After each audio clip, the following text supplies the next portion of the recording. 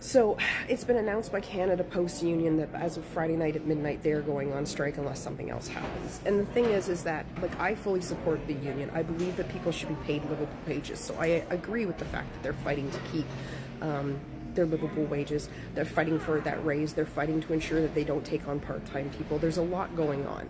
But on the other hand, we also know that Canada Post is not a profitable business. That's never been a profitable business, but it's an essential service. And before you guys argue with me that people don't send letters anymore, blah, blah, they deliver a ton of packages. They still deliver people's, bills. There's still people that are getting their social security checks, their disabilities because they don't have direct deposit. They don't have a computer, or they don't have internet. So they're still getting their bills through it. There's lots of things that Canada Post is still essential for that you cannot remove them. So there has to be somewhere met in the middle. At the end of the day, all I know is that Canada Post is an essential service.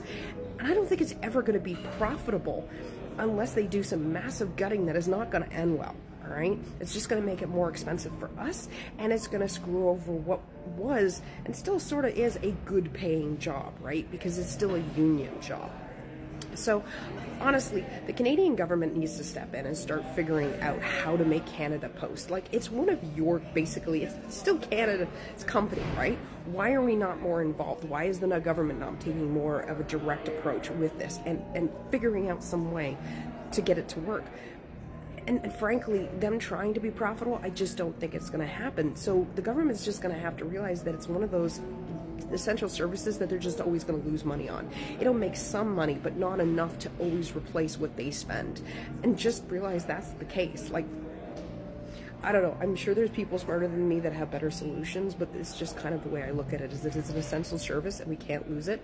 And I don't blame the workers for fighting for livable wages.